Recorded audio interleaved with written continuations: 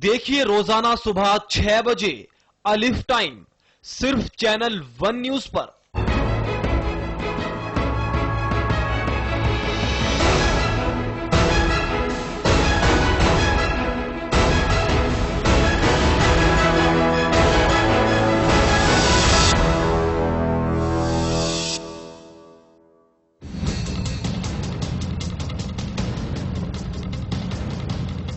उत्तराखंड की टिहरी और पश्चिम बंगाल की जंगीपुर लोकसभा सीट पर मतदान खत्म। वोटों की गिनती 13 अक्टूबर को। कर्नाटक बीजेपी का संकट गहराया। पूर्व सीएम येदियुरप्पा का ऐलान, दिसंबर में पार्टी को कहेंगे अलविदा। बीएसपी की बैठक में केंद्र को समर्थन के मुद्दे पर नहीं हो सका फैसला। मायावती का ऐलान, पार्टी और जनहित को ध्यान में रखकर होगा निर्णय। जमीन की लड़ाई में सत्याग्रहियों के साथ जुड़े एमपी सीएम शिवराज, सरकार और जन सत्याग्रहियों में सुलह के आसार। आगरा में है जन सत्याग्रहियों का जत्था। और यूपी में पुलिस को अपराधियों की चुनौती। मेरठ में उद्योगपति का अपहरण, 2 करोड़ की फिरौती की मांग।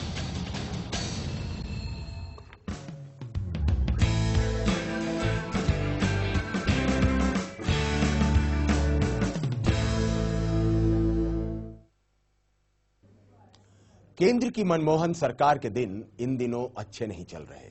जब से उन्होंने आर्थिक सुधारों की पटरी पर दौड़ने का फैसला लिया है, उनके सहयोगियों ने उन पर अपनी भ्रिकुटी तान रखी है।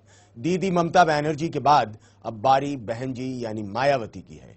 कम से कम एफडीआई के मुद्दे पर तो मनमोहन सरकार समर्थन के लिए उनका मुंह ताक ही रही है। मंगलवार को लखनऊ में अपनी बड़ी रैली के दौरान माया ने मनमोहन सरकार को पहली मर्तबा लताड़ लगाई, लेकिन समर्थन वापसी या इसे बरकरार रखने पर अपना सस्पेंस बरकरार रखा। और आज भी कुछ ऐसा ही हुआ।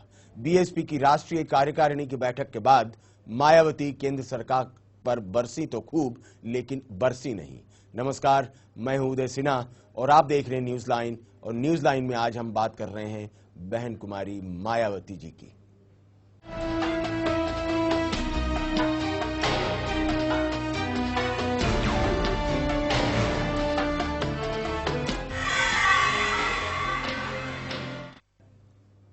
जी हां, बहन जी गरजी ज्यादा लेकिन बरसी कम। मायावती ने जब लखनऊ में अपनी रैली के दौरान सरकार से समर्थन वापस लेने पर फैसले के लिए बुधवार तक का वक्त दिया था, तभी ऐसा लग रहा था कि शायद बहन जी इस पर जल्दबाजी में कोई फैसला नहीं लेना चाहती। और हुआ भी कुछ ऐसा ही। मायावती ने सरकार पर दबाव तो बनाया, लेकिन समर्थन पर गोलमोल ही दिखाई दे गई।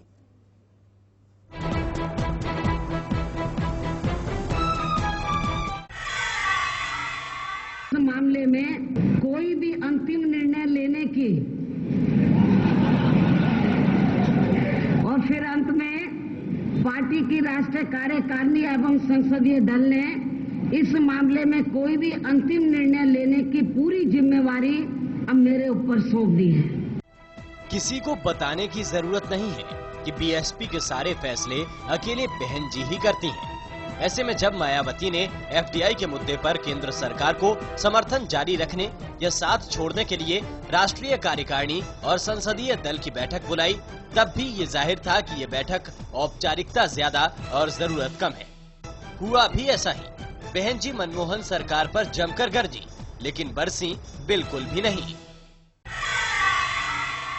भ्रष्टाचार भी इस सरकार में काफी ज्यादा फैला हुआ है और इस पर अंकुश लगाने के लिए अभी तक भी कोई ठोस कदम नहीं उठाए गए हैं तथा इस समय देश की अर्थव्यवस्था भी काफी ज्यादा कमजोर हो चुकी है।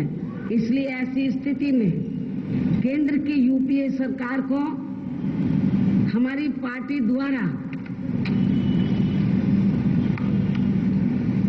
बाहर से दिए जा रहे समर्थन को अब आगे जारी रखना है या नहीं रखना है। इस मामले में कोई भी अंतिम निर्णय लेने की पूरी जिम्मेवारी अब मेरे ऊपर सौंप दी है। मायावती ने सरकार को खूब कोसा, जमकर खरी खोटी सुनाई, लेकिन सरकार को समर्थन जारी रखने पर अपने पत्ते नहीं खोले। दरअसल बहन जी को बखूबी अंदाजा है कि सरकार से हाथ खींचने के बाद भी यूपीए का फिलहाल बाल भी बांका नहीं होगा। उल्टे समाजवादी पार्टी की हैसियत और ज्यादा बढ़ जाएगी। कम से कम वो फिलहाल इसका जोखिम नहीं उठाना चाहती, सो थोड़े से दबाव के साथ फैसले को टालना ही बेहतर समझा। अब मेरी भी ये पूरी जिम्मेवारी बनती है कि मैं इस मामले में देश व जनहित तथा अपनी पार्टी की मूवमेंट के हित में सभी जरूरी पहलुओं पर गहन सोच विचार करने के बाद ही फिर कोई अंतिम निर्णय लूं। और जब मैं इस मामले में फाइनली किसी भी नतीजे पर पहुंच जाती हूं, तो फिर आप लोगों को भी मेरे इस निर्णय की जल्दी ही जरूर जानकारी दे दी जाएगी।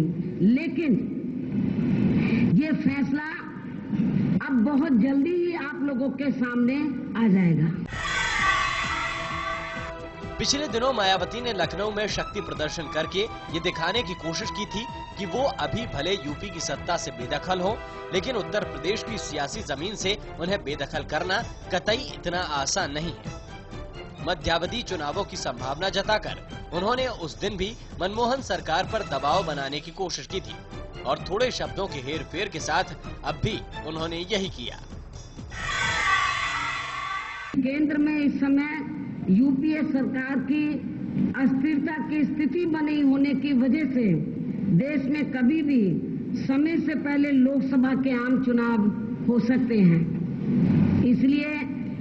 इसलिए ऐसी स्थिति में अब हमें अपनी पार्टी के संगठन को हर स्तर पर मजबूत बनाने के साथ साथ देश में लोकसभा आम चुनाव की तैयारी करने में भी युद्ध स्तर पर लगना है। मायावती ने यूपीए सरकार पर प्रेशर बनाया हुआ है, लेकिन मौजूदा हालात में वो समर्थन वापसी का कोई बड़ा फैसला करेंगी, इसकी संभावना ना के बराबर ही दिखती है। बावजूद इसके बहन जी की शख्सियत कुछ ऐसी है कि ना तो उन्हें फैसले लेने में देर लगती है और ना ही उनसे पलटने में। ऐसे में उनके सियासी मिजाज पर नजर बनाए रखना ही बेहतर है। Bureau report, channel 1 news. तो मायावती गहनता से सोच विचार कर रही हैं कि क्या किया जाए। एफडीआई के मसले पर सरकार को यानी केंद्र सरकार को समर्थन जारी रखा जाए या समर्थन वापस लिया जाए। मायावती ये भी आश्वासन दे रही हैं कि पूरा निर्णय, इस संबंधित जो भी निर्णय है उसे पार्टी ने लेने का अधिकार सिर्फ उन तक छोड़ रखा है, गोया हम ये बात जानते न थे। चलिए, मायावती ने बताया, हम उनके निर्णय का निश्चित तौर से इंतजार करेंगे और कि क्या आखिर मायावती निर्णय लेने जा रही हैं। लेकिन जिस तरीके से वो अपने पार्टी के सदस्यों को एड्रेस कर रही थी, उससे ये लग रहा था कि वो काफी कॉन्फिडेंस में हैं और केंद्र सरकार पर अपना दबाव वो बनाए रखना चाहती हैं और दबाव वो बनेगा भी। इस पर चर्चा करने के लिए हमारे साथ डिस्टिंग्विश्ड पैनल है। हमारे साथ स्टूडियो में वरिष्ठ पत्रकार सुबोध मिश्रा जी हैं, भारतीय जनता पार्टी के कंज्यूमर सेल के नेता अरुण सिंह जी हैं और न्यूज रूम से हमारे साथ बिपिन धूलिया जी जुड़े हुए हैं। कुछ देर के बाद हमारे साथ 2 और मेहमान जुड़ेंगे। जैसे ही जुड़ते हैं हम आपको जानकारी देते हैं, लेकिन चलते हैं पहले बिपिन जी के पास ताकि बहस की शुरुआत हो जाए और निश्चिंत भाव से बहस की शुरुआत हो। बिपिन जी, मायावती जो अनाउंस कर रही हैं कि पार्टी की तरफ से सारा निर्णय लेने की जिम्मेदारी उनकी है और वो अतिशीघ्र बताएंगी कि वो निर्णय क्या है, जबकि ये बात सर्वविदित रहा है कि मायावती ने एफडीआई का विरोध किया है पहले। अब क्या वो एफडीआई का विरोध नहीं करना चाहती? नहीं, मायावती की जहां तक बात है कि पार्टी ने उनको ऑथराइज कर दिया कि वो फैसला ले ले, तो हमको ये तो बहुत ही साफ है कि मायावती ही बीएसपी है और बीएसपी ही मायावती है। वो पार्टी उनके ऊपर छोड़े या न छोड़े, जो भी फैसला करना होगा वो मायावती को ही करना होगा। वो अपनी मीटिंग में करें, मीटिंग के बाद करें। लेकिन इसमें एक सवाल जरूर है कि मायावती ने, जो कि लग रहा था कि मायावती जिस तरह का स्टैंड लेगी, उससे अलग स्टैंड उन्होंने नहीं लिया है। बहुत साफ सी बात है कि मायावती ने यूपीए सरकार से वो बनी रहेंगी। उसके 2 बहुत बड़ी वजह है। एक, मायावती अभी चाहती नहीं है कि उत्तर प्रदेश के अंदर चुनाव में उनको सामना करना पड़े, क्योंकि अभी जो है अखिलेश यादव की सरकार जो है उसको सिर्फ 7-8 महीने हुआ है और एंटी इनकम्बेंसी उस तरह से अखिलेश यादव की के खिलाफ उस तरह से उनको फायदा मिल नहीं पाएगा और उनको लगता है कि अभी चुनाव अगर हो गए तो समाजवादी पार्टी को उत्तर प्रदेश जी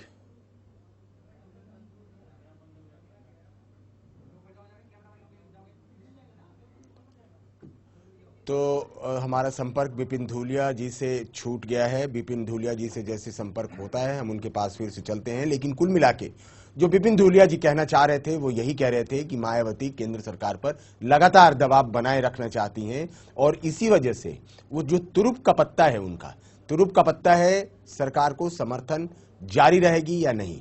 ये सर्वविदित है कि केंद्र की सरकार मायावती और मुलायम सिंह यादव इन दो बैसाखियों पर टिकी हुई है। यद्यपि ये दोनों बैसाखी बाहर से उन्हें समर्थन दे रहे हैं, बाहर से उनके लिए वो ताकत जुटा रहे हैं, लेकिन मायावती इस बैसाखी को तब तक नहीं छोड़ेंगी जब तक यह स्पष्ट नहीं हो जाए कि सरकार चली जाएगी।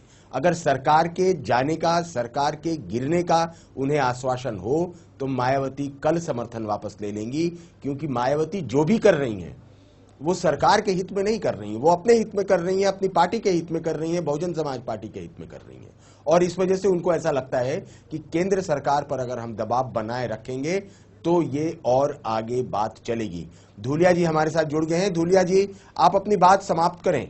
हाँ, मैं दूसरी बात ये कह रहा था कि मायावती ये बिल्कुल नहीं चाहेंगी इस वक्त कि जो यूपीए सरकार है वो मुलायम सिंह यादव पर ज्यादा निर्भर हो जाए। तो कुल मिलाकर ये 2-3 सवाल है कि मायावती के लिए जो महत्वपूर्ण है। और तीसरी बात है कि जो कहीं सीबीआई की कोई इंक्वायरी, जो कि कोर्ट ने उनको एक राहत दे दी थी पहले, लेकिन अभी कोर्ट ने कहा कि सीबीआई की जांच के दरवाजे हमेशा खुले रहते हैं। तो वो जो उनसे जो आय से अधिक की संपत्ति का जो मामला है वो कभी भी लगता है मायावती को सीबीआई उसको खोल सकती है। तो ये कुछ दबाव है मायावती के कि वो चुनाव में जाना नहीं चाहती, सीबीआई का एक खतरा उनको लगता है। तो मायावती मुझे लगता है कि वो यूपीए सरकार को कम से कम जो है इन 2014 से पहले समर्थन वापस नहीं लेगी। और किसी वजह से सरकार, हालांकि उन्होंने कहा कि सरकार जो है कभी भी गिर सकती है, लेकिन हर कोई जानता है कि जिस तरह से सरकार घिसट रही है, जिस तरह से इतने घोटाले और इतने अंतर्विरोध जो है सरकार के भीतर हैं, तो सरकार कभी भी किसी वक्त भी किसी वजह से गिर सकती है। तो इस तरह हर पॉलिटिकल पार्टी वो अपने कार्यकर्ताओं को कहती है कि वो मध्यावधि चुनाव के लिए तैयार रहिए। लेकिन जहां तक बीएसपी का सवाल है, मुझे तत्काल लगता नहीं कि मायावती को इस तरह का स्टैंड लेंगी। और रहा एफडीआई की बात, तो मायावती ने बहुत साफ कर दिया। उन्होंने ये नहीं कहा अब कि वो एफडीआई के विरोध में है, उन्होंने कहा फिलहाल वो एफडीआई का समर्थन नहीं करती। लेकिन दूसरे राज्यों ने जिन्होंने कि एफडीआई खुदरा क्षेत्र में एफडीआई की निवेश को जिन्होंने हामी भर दी है, अगर वो देखेंगे कि उनको फायदा हो रहा है, किसानों को, काश्तकारों को वहाँ फायदा हो रहा है वहाँ उन राज्यों में, तो वो एफडीआई का समर्थन कर सकती हैं। ये उनका स्टैंड है। जी सुबोध मिश्रा जी, क्या आप इस बात से सहमत हैं कि मायावती दूसरे राज्यों में एफडीआई का क्या किंतु परंतु होता है, एफडीआई लाभ पहुंचा रही है या एफडीआई घाटा पहुंचा रही है, उसको जज करने के बाद मायावती एफडीआई का समर्थन या विरोध करेंगी? आपको क्या लगता है कि ये वाकई मायावती जो कह रही हैं वो वही करना चाह रही हैं, कि या पॉलिटिकल पोस्चरिंग है, या सिर्फ ये टाइम लेने के लिए कुछ समय क्रय करने का एक तरीका है? सुबोध मिश्रा जी, देखिए, जैसा आपने कहा कि मायावती जो हैं वो सरकार से समर्थन केवल उसी स्थिति में वापस लेने की सोच सकती हैं, ले सकती हैं जब उनको लगे कि उनके समर्थन वापस लेने से सरकार गिर जाएगी जी। क्योंकि उनके जो सबसे बड़े प्रतिद्वंदी हैं राजनीतिक, मुलायम सिंह, वो भी बाहर से सरकार को समर्थन दे रहे हैं। तो मुलायम सिंह मतलब यह है कि जाहिर है कि उस समर्थन के बदले जो है कुछ कीमत वसूलेंगे और अपने राइवल जो उनकी राज्य में है, उत्तर प्रदेश में, मायावती पे और शिकंजा कसवा सकते हैं, केंद्र पर प्रेशर डाल सकते हैं। जो आपने एफडीआई की बात कही, एफडीआई का समर्थन न समर्थन करना इतना बड़ा मुद्दा नहीं है। एक मुद्दा आ गया है, ये सोचती है कि ये प्रेशर डाल के, क्योंकि सरकार रिफॉर्म के लिए अड़ गई है, उसको लग रहा है कि नाक कट जाएगी, हमने कोशिश की है, तो उनकी स्टडी करना कि वो स्टडी करके समर्थन करेंगी नहीं करेंगी, ये इसमें अपना कोई वो नहीं, वो अपने राजनीतिक स्वार्थ के हिसाब से समर्थन करेंगी या नहीं करेंगी जी। उनको यह है कि एफडीआई के समर्थन करने से अगर कुछ वसूली की जा सकती है, जैसे विपिन धूलिया जी ने कहा कि उनके खिलाफ सीबीआई का मामला है, उसमें सरकार कभी भी हस्तक्षेप कर सकती है, सरकार एडिशनल दस्तावेज पेश कर सकती है अदालत के अंदर। दूसरी आपको एक ये भी बताना चाहूंगा कि मायावती जी के साथ जो एक सबसे बड़ी समस्या यह है कि अभी हाल ही में वो सत्ता से बेदखल हुई हैं। जैसे विपिन धुलिया कह रहे थे, अभी एंटी इनकम्बेंसी जो है अखिलेश यादव के खिलाफ इतनी नहीं हुई, सरकार के खिलाफ इतनी नहीं हुई है कि मायावती ऐसा जोखिम ले वहां चुनाव में जाने का। जी, पर मायावती के साथ या इवन मुलायम सिंह के साथ जो एक बहुत बड़ा संकट है, जो देश में जो फिजा बन रही है यूपीए सरकार के बारे में कि साहब भ्रष्टाचार जो है वो आकंठ में डूबी है सरकार, तो इनको ये लगता है कोई तीसरा पक्ष जो है बाजी ना मार ले जाए भ्रष्टाचार के मुद्दे पे, तो इनके साथ खड़े रहना भी इनकी परेशानी है। पर इनको ये भी मालूम है ममता जैसा, ऐसा लगता है अपरेंटली ममता जैसा दम नहीं है कि वो ले सकें, क्योंकि वो बेदाग हैं। तो ऐसी स्थिति में मायावती का समर्थन, मैं नहीं सोचता हूं कि समर्थन वापस लेंगी। और रही एफडीआई के समर्थन करने की बात, वैसे भी सरकार अगर एब्सटेन कर जाती है, अगर कहीं वोटिंग की बात आती है तब भी वो सरकार अपना पास करा सकती है। एफडीआई का समर्थन एक बड़ा छोटा मुद्दा है, उसमें मायावती अध्ययन करेंगी अपने आप में, मतलब यह है कि चलिए उसको अगर हम गंभीरता से लें, अदरवाइज उसमें कोई गंभीर नहीं है कि समर्थन करेंगी नहीं करेंगी। और उनको जी सुबोध जी, हम अरुण जी के पास चलते हैं। अरुण जी, दो बातें हैं जो कि अभी तक के डिस्कशन से आया कि मायावती एफडीआई का समर्थन करेंगी या नहीं करेंगी, एक तो ये प्रश्न है, और क्या समर्थन करने या नहीं करने के लिए मायावती को किसी स्टडी रिपोर्ट की जरूरत है क्या, ये पहला प्रश्न है। दूसरा प्रश्न जो है, जो ज्यादा गंभीर है, मायावती की राजनीतिक स्वार्थ क्या है? क्या मायावती सिर्फ उत्तर प्रदेश में अपने राजनीतिक हितों की रक्षा के लिए ये सब कर रही हैं, या मायावती किसी ब्रॉड पर्सपेक्टिव में केंद्र में अपनी सत्ता जमाने के लिए केंद्र का केक में से थोड़ा एक टुकड़ा काटकर खाना चाह रही हैं? अरुण जी, देखिए, जो मायावती के स्टेटमेंट रहे हैं, जब भी वक्तव्य देती है, आज कुछ कहती है, कल कुछ कहती है। मायावती का सारा स्टेटमेंट डिपेंड करता है सीबीआई कैसे उसको उपयोग करती है, कैसे उनको प्रभावित करती है जी। आज एक केंद्र की सरकार जो चल रही है वो उसको समर्थन मायावती जी दे रहे हैं, लेकिन मायावती जी समर्थन सीबीआई के माध्यम से समर्थन सरकार को मिल रहा है।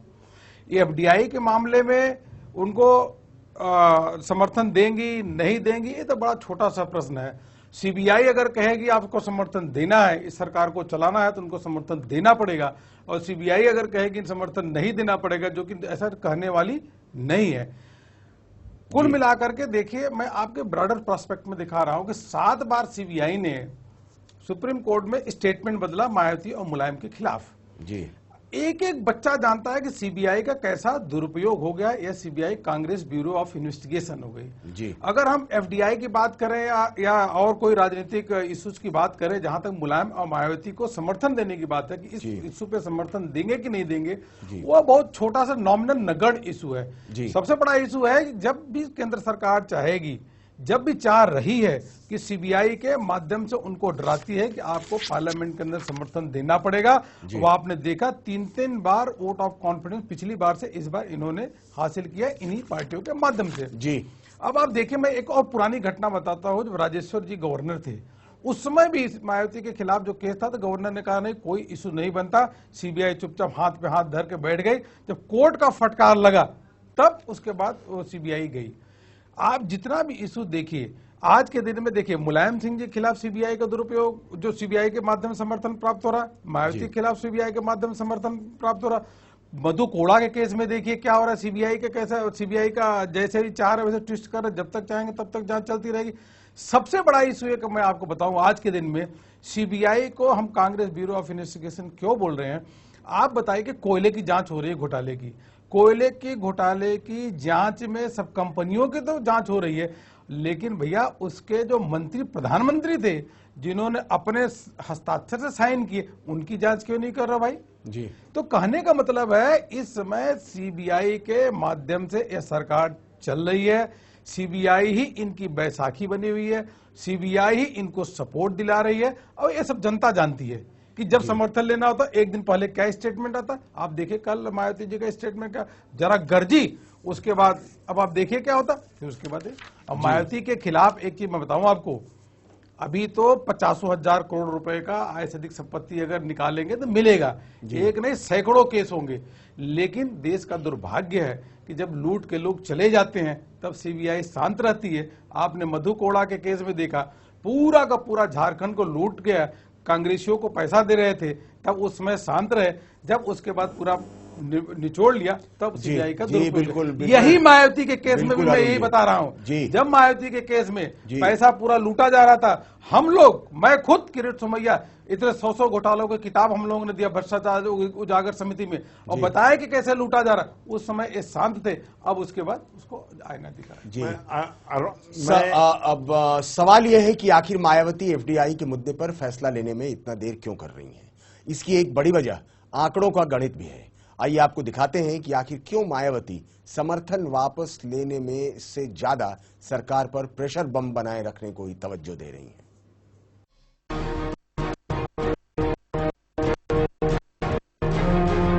केंद्र की मनमोहन सरकार इन दिनों तलवार की धार पर है।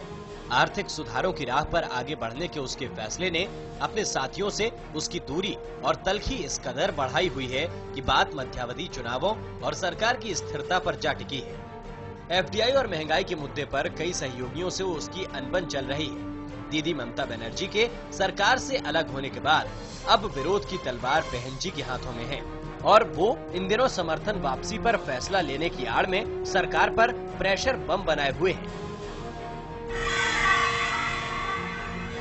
हमारी पार्टी ने केंद्र की यूपीए सरकार को ये सोचकर बाहर से समर्थन दिया था कि ये सरकार देश में सांप्रदायिक ताकतों को कमजोर करने के साथ साथ देश व सर्व समाज में से खास तौर से गरीबों, दलितों, पिछड़ों एवं धार्मिक अल्पसंख्यकों के हितों का हर मामले में व हर स्तर पर प्राथमिकता के आधार पर पूरा ध्यान रखेगी। लेकिन दुख की बात यह है कि इस मामले में शुरू से ही केंद्र सरकार का रवैया काफी ज्यादा निराशाजनक बना रहा है। लोकसभा में कुल 544 सांसदों के साथ सरकार के लिए बहुमत का आंकड़ा 272 का बैठता है। फिलहाल कांग्रेस और उसके सहयोगी दलों को मिलाकर यूपीए के पास 248 का गणित है। इसके अलावा बाहर से समर्थन करने वाले 56 सांसद भी सरकार के साथ हैं। इसमें मुलायम सिंह यादव की समाजवादी पार्टी के 22, मायावती के बहुजन समाज पार्टी के 21 और आरजेडी और दूसरे छोटे दलों को मिलाकर कुल 13 सांसद सरकार का समर्थन कर रहे हैं। अगर इन बाहर से समर्थन करने वाले सांसदों को भी जोड़ लिया जाए तो यूपीए का आंकड़ा 304 का बैठता है। ऐसे में अगर मायावती अपने 21 सांसदों के साथ सरकार से बाहर भी जाती हैं, तो यूपीए की सेहत पर इससे ज्यादा फर्क नहीं पड़ेगा। शायद यही वजह है कि मायावती फिलहाल सरकार का साथ छोड़ने का जोखिम नहीं उठाना चाहती। केंद्र सरकार की गलत नीतियों के कारण यहाँ देश में हर स्तर पर महंगाई भी इस समय काफी बढ़ चुकी है। इसके साथ ही केंद्र सरकार द्वारा अभी तक अनेकों जन विरोधी फैसले लिए जा चुके हैं, जिनसे देश की आम जनता बहुत ज्यादा परेशान है। मौजूदा सियासी हालात में मायावती क्या फैसला लेंगी, मुकम्मल तौर पर तो इसके बारे में कुछ भी नहीं कहा जा सकता है। लेकिन अगर आंकड़ों का हिसाब किताब देखें तो फिलहाल इसका गणित उनके पक्ष में जाता दिखाई नहीं देता। ऐसे में एफडीआई पर उनका ताजा तल्ख रुख संजीदा कम और सियासी ज्यादा नजर आ रहा है। Bureau report, channel 1 news.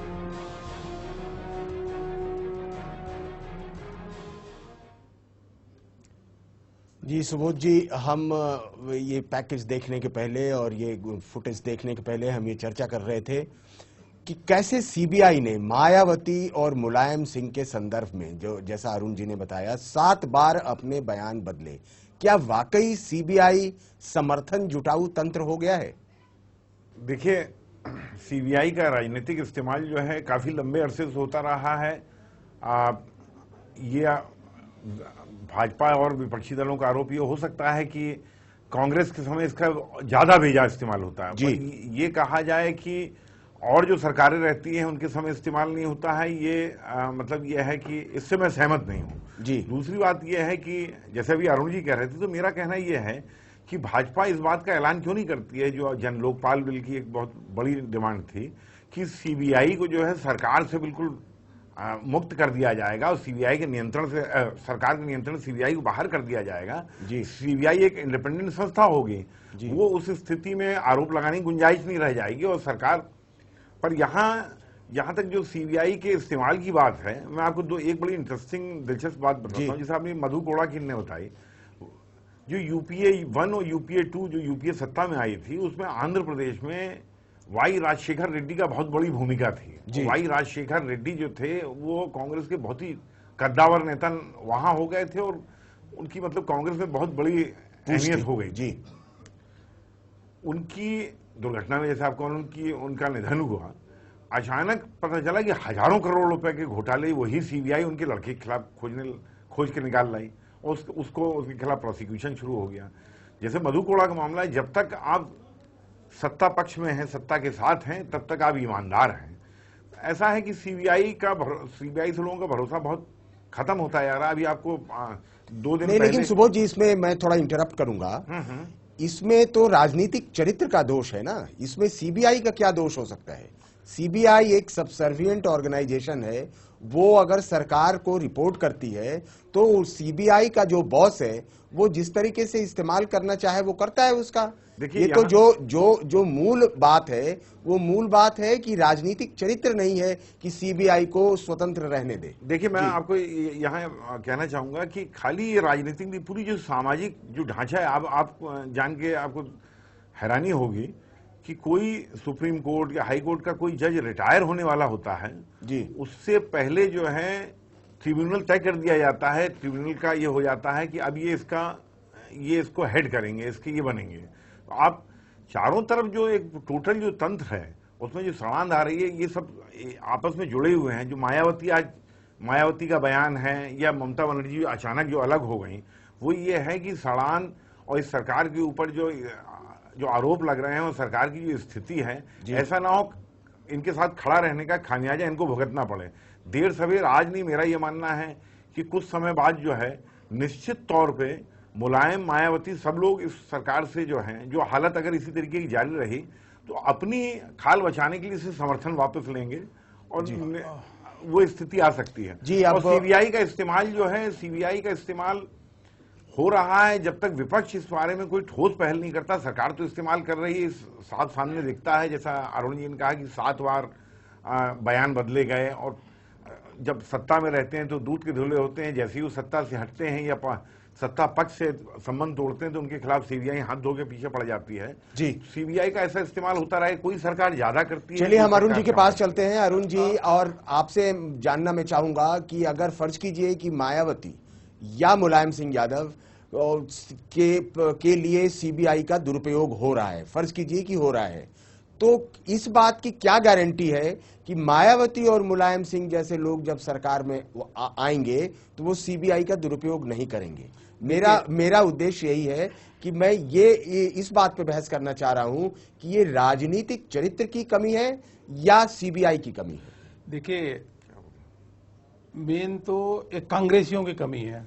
देखिए, कांग्रेस, सपा, बसपा आपस में पहले नूरा कुश्ती करते हैं। आप देखिए, जब समर्थन की जरूरत है समर्थन दे देते हैं, जब जरूरी होता है तो डिनर पे मिल लेते हैं, और जब सपा बसपा मान लीजिए थोड़ा इधर उधर गए तो उनको सीबीआई का डर दिखा देते हैं। और अखबारों में भी आपने बार बार ये सब जनता ने देखा हुआ है जी। इनका दुरुपयोग बताओ। देखिए, कांग्रेस मालिक की तरह है और सीबीआई दरबान की तरह खड़ी है। आज के दिन में स्वतंत्रता, इंडिपेंडेंटनेस बिल्कुल खत्म हो चुका है। देखिए, राजस्थान में एक विधायक है राजेंद्र सिंह राठौर, 6 महीने सीबीआई ने उसको जेल में डाल दिया, भाजपा के हैं, फिर उसके बाद वो बरी हो गए, कोई आरोप नहीं। अमित शाह के केस में भी देखिए क्या हुआ। एक जहां भी इनके विरोधी हैं उनके पीछे सीबीआई को लगा देते हैं। सीबीआई एक तरीके से डराऊ संस्था हो गई, सीबीआई एक तरीके से सपोर्ट जुटाने वाली संस्था हो गई। सीबीआई को आज राष्ट्रीय अध्यक्ष जी ने कहा है कांग्रेस को चाहिए अपने कार्यालय 10 जनपद पे 2 कमरे दे दे, उनके अपना कार्य समिति का उनका सदस्य तो बना ले, और ऑफ द रिकॉर्ड जो सीबीआई वाला जाके कांग्रेस को जो ब्रीफ करते हैं, ये ऑन द रिकॉर्ड जाके ब्रीफ करें, उनसे इंस्ट्रक्शन ले और जाके कार्रवाई करें जी। यही आज के दिन में सीबीआई का एक चरित्र हो गया है। पहले सीबीआई होती थी, स्वतंत्र होती थी, सीबीआई एक बहुत अच्छी इंटेलिजेंस यूनिट मानी जाती थी। नहीं, लेकिन तब भी कांग्रेसी तो थे ही थे ना। नहीं, तो पर मैं तब कांग्रेसी क्यों नहीं उसका दुरुपयोग करते थे? तब भी कांग्रेसी, तब तो कांग्रेसी सिलेक्टिव करते थे। आज तो बेशर्म मतलब बिल्कुल खुलेआम सीबीआई का दुरुपयोग कर रहे हैं, और जनता देख रही है कि आज आप समर्थन, आज आपके वोटिंग है, उससे पहले गरज रहे हैं। आपने दिखा दिया कि हाँ भाई सीबीआई डीए के केस में, डिसअप्रोप्रिएशन एसेट के केस में, आय से अधिक संपत्ति केस में फाइल करने वाली, आप जाके समर्थन देते थे। अब तो जनता देख चुकी है ना, जैसे एक बार लकीर खींचते जाए तो लकीर पक्की हो जाती है, उसी प्रकार जनता के मन में यह विश्वास जम चुका है कि सीबीआई जो कांग्रेस की बी टीम हो चुकी है, सीबीआई इनके लिए समर्थन जुटा रही है, सीबीआई का दुरुपयोग हो रहा है। जी, मैं एक कहना चाहता हूं कि कुछ समय इसके पहले जो है एनडीए पावर में थी, बताइए उसके नहीं, मेरी बात यह है कि उसके पहले भी सीबीआई का बहुत बेजा इस्तेमाल हुआ था। आप बताइए ना, जुटाने के लिए। बताइए कहां? नहीं, अरे अटल जी की एनडीए के शासनकाल में नहीं, मेरा दूसरा कहना सरकार अटल जी की सरकार चलिए 6 साल रही, सुनिए अरुण जी, अटल जी की सरकार 6 साल रही, 6 साल रही, लेकिन हम हिसाब किताब कर रहे हैं 35-40 साल का। तो उसमें क्या हुआ क्या नहीं हुआ हम जानते हैं विपिन धूलिया से। विपिन धूलिया एक शब्द मैं बोलना चाहता हूँ। मेरा कहना था कि जब एनडीए सत्ता में आई थी, जैसे ये कह रहे हैं ठीक है, मैं मतलब ये है कि वो नहीं कर रहा हूं, पर जब सत्ता में आई थी एनडीए, उसके पहले भी सीबीआई का एनडीए की सत्ता में आने के बेजा इस्तेमाल हुआ था। मैं ये जानना चाहता हूं कि जो आज नहीं, मेरा कहना है कि जो आज जन लोकपाल के माध्यम से उठाया जा रहा है, स्वतंत्र बनाया गया, एनडीए ने उस समय सीबीआई को ज्यादा मजबूत और स्वतंत्र बनाने के लिए पहल क्यों नहीं की? अरे भाई एक चीज बताइए, जब किसी एजेंसी पे प्रश्न चिन्ह अधिक नहीं चलता लगता, उस समय भी थे बता दो, अटल जी की सरकार एक वोट से गिरी, केवल एक वोट से, और अटल जी ने किसी की मैं ये नहीं कह रहा हूं कि अटल जी ने गलत किया, अटल जी ने सुबोध जी हम समझ गए, हमारे दर्शक भी समझ गए आप किस तरफ इशारा कर रहे हैं। विपिन धूलिया जी, सवाल यही इसी बात का है, जो मूल प्रश्न है मेरा, वो मूल प्रश्न है कि क्या सीबीआई का ये चारित्रिक दोष है या राजनीतिक पार्टियों का चारित्रिक दोष है? नहीं, ये पूरे पॉलिटिकल सिस्टम जो है हमारा, उसका ये दोष है, और बिल्कुल राजनीतिक पार्टियों का दोष है। और जिस तरह सीबीआई का दुरुपयोग जो है, यही सरकार नहीं, हर सरकारों में जिस तरह से किया है, वो बहुत ही अफसोसजनक है इस लोकतंत्र के लिए। लेकिन मेरे सामने एक दूसरा सवाल यहाँ पे है कि जिस तरह से हम बीएसपी और समाजवादी पार्टी को बार बार हम शायद इस कंक्लूजन पर पहुंच रहे हैं कि वो जो कुछ भी स्टैंड ले रहे हैं वो सीबीआई के दबाव में ले रहे हैं। ये एक पहलू जरूर है, लेकिन ये संपूर्ण पहलू नहीं है। इसमें जो है उन पार्टी की राजनीतिक मजबूरियां भी हैं। इस वक्त अगर सरकार, हर कोई जानता है कि अगर सरकार गिरती है और कोई नई सरकार बनती है, तो हो सकता है कि उस सरकार में मुलायम सिंह यादव की ज्यादा बड़ी दखल हो सकता है वो सरकार के भीतर हो और सीबीआई को ज्यादा ढंग से मैनिपुलेट कर सकते हैं। इसी तरह दूसरी पार्टी सोच सकती है। लेकिन और चुनाव के बहुत वक्त नहीं रह गया, अब करीब 2 साल सिर्फ रह गए हैं, तो 2 साल के लिए मुझे नहीं लगता कि सीबीआई के प्रेशर में 2 साल तक सरकार को कंटिन्यू करते रहेंगे और अलोकप्रिय होते जाए। इसीलिए हर पार्टी सोच रही है कि कभी भी चुनाव हो सकते हैं। इसमें सबसे बड़ी बात यह है कि बहुजन समाज पार्टी इस वक्त चुनाव नहीं चाहती। मुलायम सिंह यादव चाहते हैं कि चुनाव हो, लेकिन वो सरकार को गिराना नहीं चाहते, क्योंकि उन्हें लगता है कि कल अगर वो 40-50 सांसदों के साथ अगर लोकसभा में पहुंचते हैं तो उन्हें कांग्रेस के समर्थन की जरूरत पड़ेगी, अगर वो कहीं प्रधानमंत्री बनने का ख्वाब देख रहे हैं तो ये जो है राजनीतिक, इसमें लोगों की अपनी गणित भी है, खाली सीबीआई का दबाव नहीं है। सीबीआई का दबाव एक पहलू जरूर है। और जहां तक सीबीआई की आपने बात कही कि सीबीआई को जिस तरह से दुरुपयोग किया गया, ये पूरे इस सिस्टम का, इस पूरी पॉलिटिकल पार्टीज का, इसमें इनमें कोई मतभेद नहीं है। और जिस तरह लोकपाल बिल को लेकर आखिरी वक्त पर जो है भारतीय जनता पार्टी और कांग्रेस ने उस बिल को जिस तरह ठंडे बस्ते में डालने की पूरी एक साजिश रची, वो सबने, पूरे हिंदुस्तान ने देखा है। तो ये जो है दोनों पॉलिटिकल पार्टी विपिन जी हमारे साथ मजबूरी आ रही है, कमर्शियल ब्रेक लेना पड़ रहा है। हमारी चर्चा सीबीआई पर जारी रहेगी। हम एक लेते हैं छोटा सा ब्रेक, जल्द लौटते हैं, कहीं मत जाइएगा।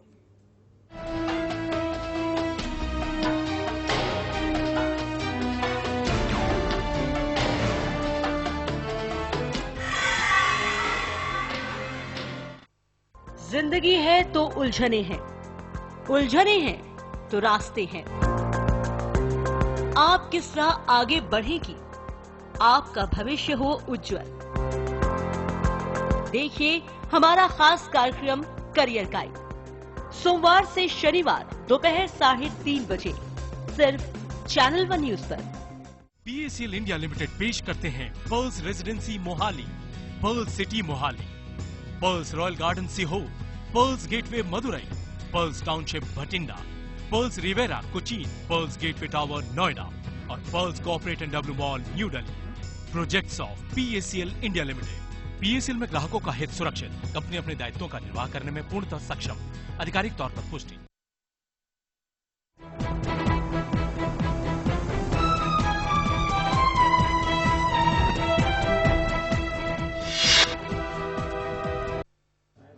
ब्रेक के बाद आप सबका एक बार फिर से स्वागत है हमारे खास प्रोग्राम न्यूज लाइन में। न्यूज लाइन में ब्रेक पर जाने से पहले हम चर्चा कर रहे थे सीबीआई पर।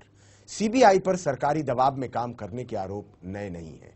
कई बार कई विपक्षी पार्टियों ने सीबीआई के दुरुपयोग का आरोप लगाया, लेकिन इस बार बीजेपी के राष्ट्रीय अध्यक्ष नितिन गडकरी ने यह बात कही है और उनका अंदाजे बयां कुछ ऐसा है कि इस पर विवाद बढ़ गया है। सरकार सीबीआई का दुरुपयोग करती है, ये इल्जाम कोई नया नहीं है। विपक्षी पार्टियां गाहे बगाहे सत्ताधारी पार्टियों पर ऐसे आरोप मढ़ती रही हैं। पिछले दिनों जब यूपीए सरकार लगातार घपले और घोटालों में फंसती दिखाई दी, तो बीजेपी ने एक बार फिर सीबीआई की निष्पक्षता और उसके सरकारी दबाव में काम करने का आरोप लगाया। और अब बीजेपी के राष्ट्रीय अध्यक्ष नितिन गडकरी ने भी आगे आकर सरकार और सीबीआई पर एक साथ हमले की कमान अपने हाथ में ले ली है। सीबीआई की आड़ में सरकार पर हमला बोलते हुए गडकरी कहते हैं, यूपीए सरकार सीबीआई का दुरुपयोग कर रही है। वो सीबीआई डायरेक्टर से अपने पक्ष में फैसले कराती है। अगर बीजेपी सत्ता में आती है तो पक्षपातपूर्ण फैसले लेने वाले अधिकारियों को बख्शा नहीं जाएगा। रिटायरमेंट के बाद भी अगर वो दोषी पाए जाते हैं तो उनके खिलाफ कार्रवाई की जाएगी। गडकरी के इस बयान और इनके अंदाज से कई सवाल खड़े होते हैं। सवाल ये कि क्या वाकई सरकारें सीबीआई का इस कदर दुरुपयोग करती हैं? सवाल ये कि क्या सरकार सीबीआई से अपने हक में फैसले कराने में सक्षम होती है? सवाल इस बात का कि क्या सीबीआई के फैसले सरकारी फैसलों से प्रभावित होते हैं? सवाल कि क्या सीबीआई किसी सरकारी दबाव में काम करती है? और इन सबसे बड़ा सवाल कि क्या सीबीआई के अधिकारी भी सरकारी मानसिकता से ही काम करने के आदी हैं? अगर इन सभी सवालों के जवाब हाँ में भी है, फिर भी गडकरी के अंदाजे बयान को किसी भी तरह से सही नहीं ठहराया जा सकता। गडकरी के बयान से जाहिर होता है कि उनमें आरोप की गंध और देख लेने की धमकी ज्यादा है। बीजेपी के राष्ट्रीय अध्यक्ष के इस बयान से सियासी हलकों में बवाल मचना तय था और ऐसा हो भी रहा है। लेकिन इन सब के बीच सीबीआई की निष्पक्षता का यक्ष प्रश्न सबके सामने तनकर खड़ा है। ऐसे में आने वाले दिनों में देखने वाली बात ये होगी कि सरकार अपने ऊपर लगे इन आरोपों का जवाब कैसे देती है और देश की सबसे बड़ी जांच एजेंसी सीबीआई इन काले दागों के दायरे से खुद को कैसे बाहर निकालती है। Bureau report, channel 1 news. CBI पर चर्चा चल रही है और हमारे साथ सीबीआई के पूर्व निदेशक जोगेंद्र सिंह फोन लाइन पर जुड़ गए हैं। इस बीच हमारे एक और अतिथि हमारे साथ जुड़े हैं, कांग्रेस के सांसद प्रदीप टमटा जी। सबसे पहले हम फोन लाइन पर सुनते हैं जोगेंद्र सिंह जी को क्या कहना है। जोगेंद्र सिंह जी, आपका बहुत बहुत स्वागत है इस कार्यक्रम में। थैंक यू वेरी मच जी। और जो सीबीआई पर आरोप लग रहे हैं कि कांग्रेस ब्यूरो ऑफ इन्वेस्टिगेशन हो गई है सीबीआई, और नितिन गडकरी ने साफ साफ कहा कि जब उनकी सरकार आएगी तो वो उन अधिकारियों को देख लेंगे, क्या कहना है आपको? देखिए साहब, जो सीबीआई जो काम करती है निष्पक्षता से करती है जी। अब ये कोई केस प्रूव करने के लिए नहीं करती। इनका जो है आउटपुट कोर्ट में जाता है और कोर्ट अल्टीमेटली फैसला करता है जी। तो ये सीबीआई के हाथ में नहीं है कि कोर्ट क्या फैसला करे। अब हर एक आदमी चाहेगा कि जो भी जांच हो रिजल्ट उनके हक में हो जी, वो तो हो नहीं सकता जी। अब चाहे आप कांग्रेस ब्यूरो ऑफ इन्वेस्टिगेशन कहें जी, चाहे कुछ और कहें या करप्ट ब्यूरो कहें, सच्चाई तो सच्चाई है जी। देखिए, एक सच्चाई को किसी की स्टेटमेंट बदल नहीं सकती जी। दूसरी बात यह है जनाब, मैं इतना अर्ज करना चाहूंगा जी कि कंट्राडिक्टरी ट्रेंड्स हैं कंट्री में। एक जगह तो कहते हैं जी केस जहां भी जाओ सीबीआई की मांग है कि केस सीबीआई इन्वेस्टिगेट करे, कोर्ट्स भी यही कहते हैं। अगर नितिन गडकरी जी का ये अपना व्यू है, उनके विचार में है, तो कम से कम स्पेसिफिकली केसेस के साथ आए कि किन चीजों की वजह से वो कह रहे हैं जी। अब ये दो चीजें होती हैं, हर चीज के लिए आपको चाहिए एक व्हिपिंग बॉय जिसको चाबुक मार सके, गालियां दे सके जी। अब जो है ये तो नोक जोक चलती रहती पॉलिटिशियन में, पर सच्चाई तो ये है कि जब तक कोर्ट नहीं कुछ कहेगा तो सीबीआई की इंटेग्रिटी पे जो है शक करना थोड़ा गलत बात होगी। इसलिए नहीं कि मैं सीबीआई में रहा हूं जी, इसलिए कि कोर्ट भी चाहे हाई कोर्ट हो चाहे सुप्रीम कोर्ट हो, सारे कहते हैं ये केस सीबीआई को दिया जाए। अगर ये इतना ही खराब होता जी, जैसे कि पॉलिटिशियन कहते हैं, तो क्यों मांग करते? आप किसी जगह भी जाइए। दूसरी बात ये है, हर एक आदमी चाहता है जी, और शायद धारणा है कि सीबीआई सुबह केस इन्वेस्टिगेट करे, 12 बजे तक चार्जशीट कर दे जी, शाम को जजमेंट आ जाए 4 बजे तक जी, और ये शाम को रात को ही उसको जेल में पहुंचाया जाए अक्यूज को। ये चीजें जनाब फिल्म में होती हैं और ये रियल लाइफ में नहीं होती जी। अब कोई किसी को फोर्स नहीं करता क्या किसने कहना है क्या किसी ने नहीं कहना। अब आपके सामने है श्रीनगर में जी, मंत्रियों के ऊपर इल्जाम थे, आईएएस अफसरों के ऊपर इल्जाम थे जी। वो सारे ही जो है जोगिंदर सिंह जी माफ कीजिएगा, रोकता हूँ आपको। एक सेकंड में लूंगा आपको। जी, जी। वो सारे ही विटनेसेस हॉस्टाइल टर्न हो गए। अब केस कुट हो जाएगा, क्या करेंगे इनको जो है। जी जी। तो इसलिए इसके सीबीआई का थोड़ा है कि थोड़ा विटनेसेस ने भी करना है, कुछ देशवासियों ने भी आगे करना है। जी, देशवासियों ने भी करना है, लेकिन ये सीबीआई पर ये भी आरोप है, हमारे अतिथि हैं ये स्टूडियो में ही हैं, कि सीबीआई समय समय पर अपने स्टेटमेंट बदलती है।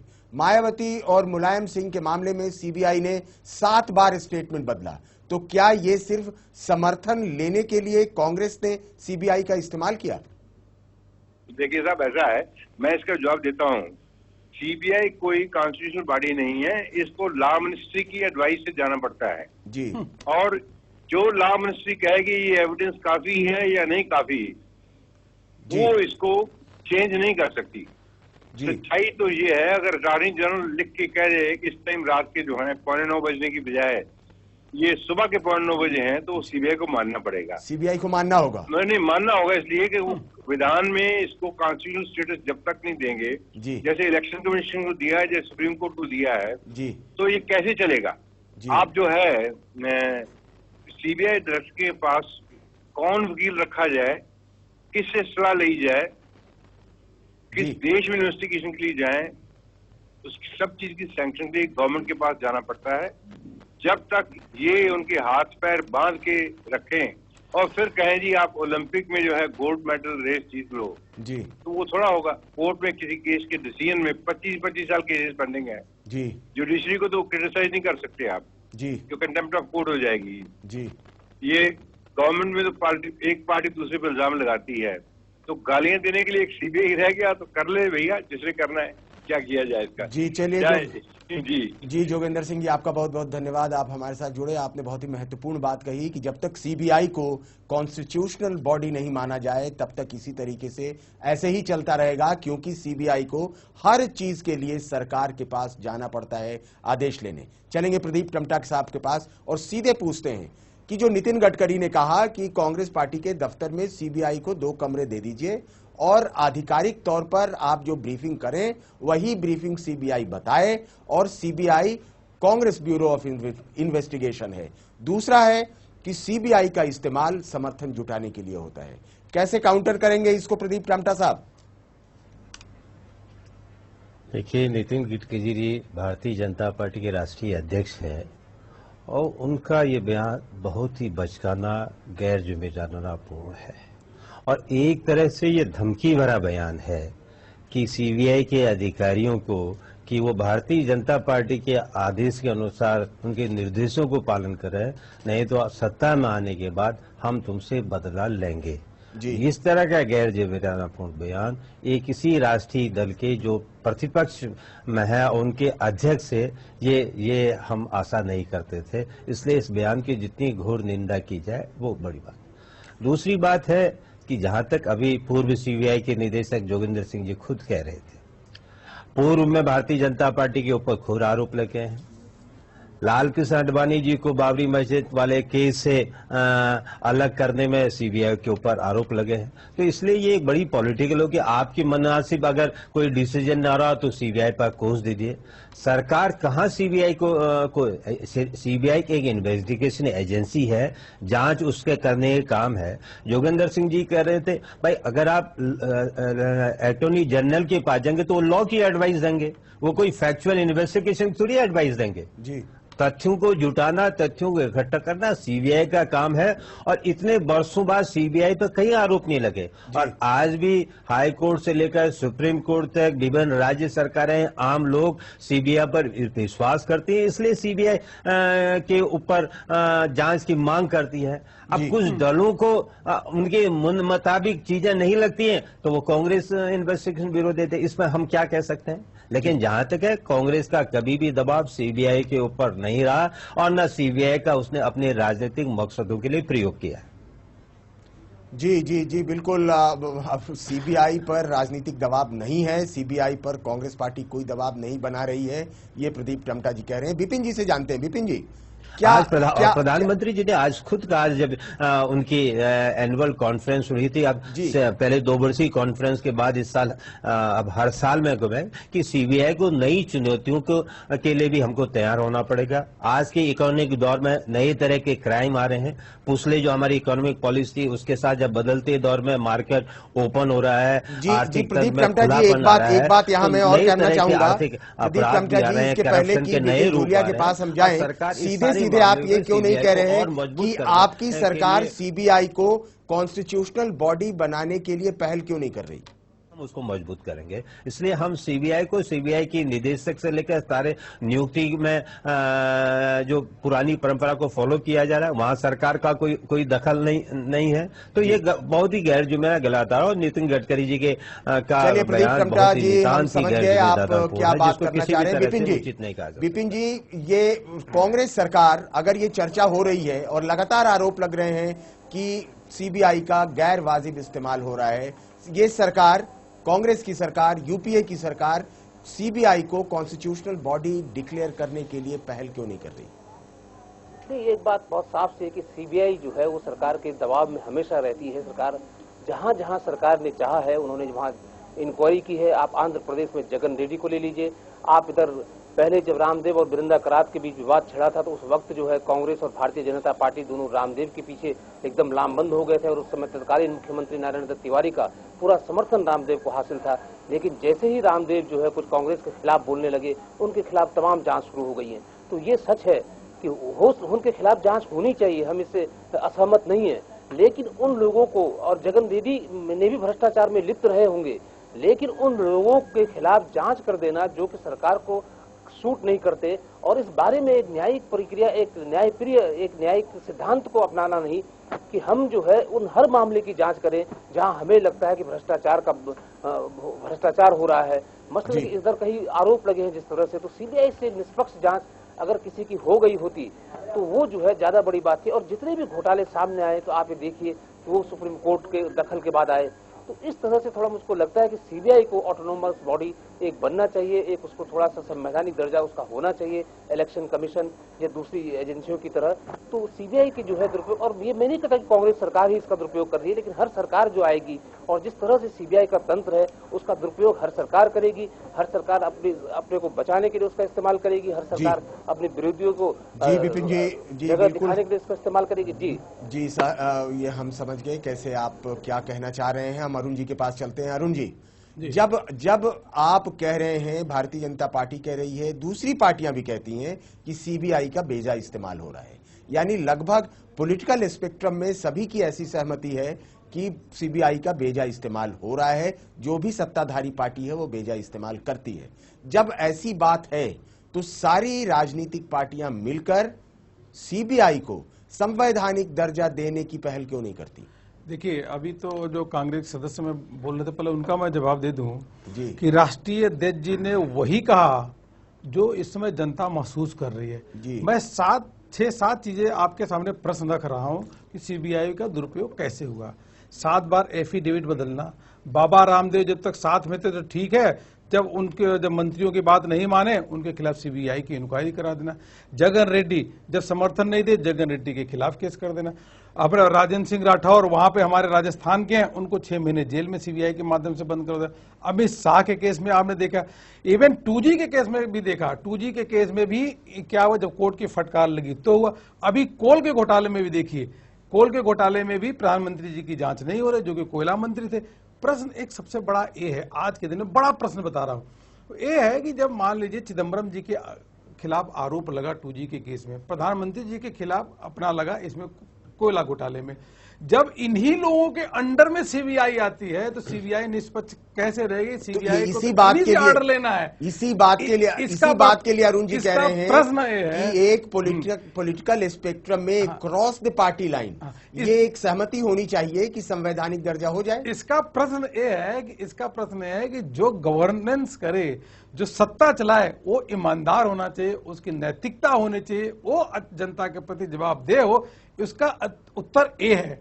नहीं तो आप संवैधानिक संस्थाएं बना दीजिए। आज कांग्रेस संवैधानिक संस्था सीएजी पे तो क्वेश्चन कर ही रही है, आप देखें वो भी तो संवैधानिक संस्था है।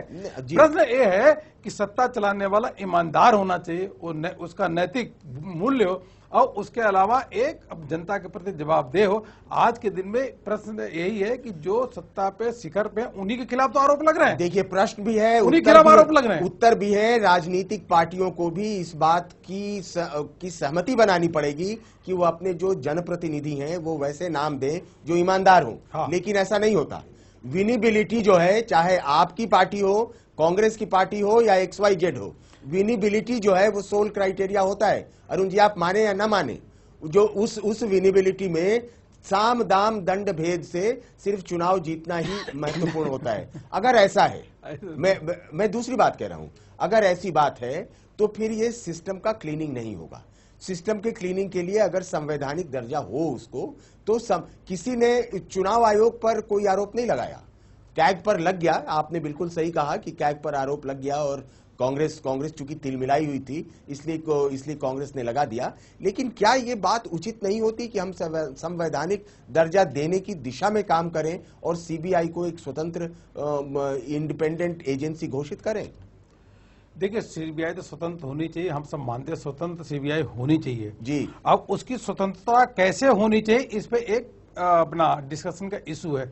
एक आज भारतीय इतिहास में कभी भी ऐसा नहीं हुआ कि पार्लियामेंट में समर्थन जुटाने के लिए सीबीआई का बार बार उपयोग हुआ हो। यह तो हर राजनीतिक पार्टी को एक जैसे तराजू पे तौल देंगे तो ये जनता के साथ न्याय नहीं होगी। जनता जानती है, जनता ये भी जानती है कि नहीं, जनता तो जानती है दुरुपयोग किया, जनता तो तमाम चीजें जानती है। जनता के सामने आज यही है सबसे बड़ा प्रश्न है, क्या सीबीआई का दुरुपयोग पहले समर्थन जुटाने के लिए हुआ?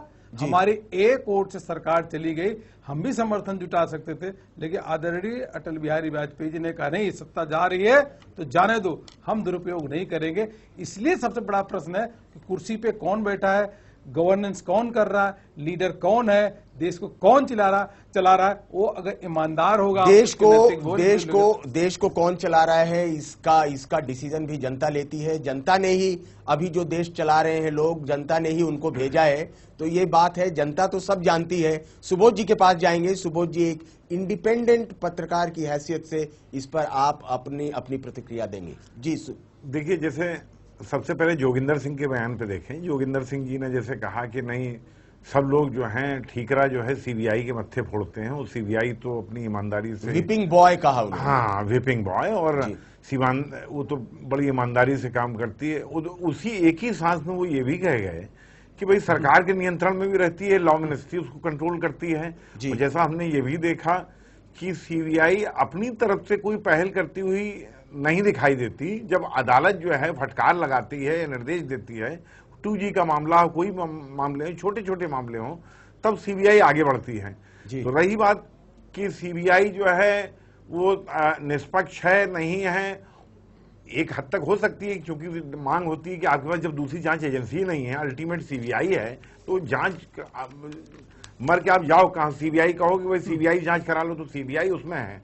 पर जोगिंदर सिंह ने दोनों बातें कही। एक तरफ कहा कि साहब वो ऐसा नहीं है, निष्पक्ष जांच होती है, काफी हद तक आदमी जो है जोगिंदर सिंह ने सीबीआई जी।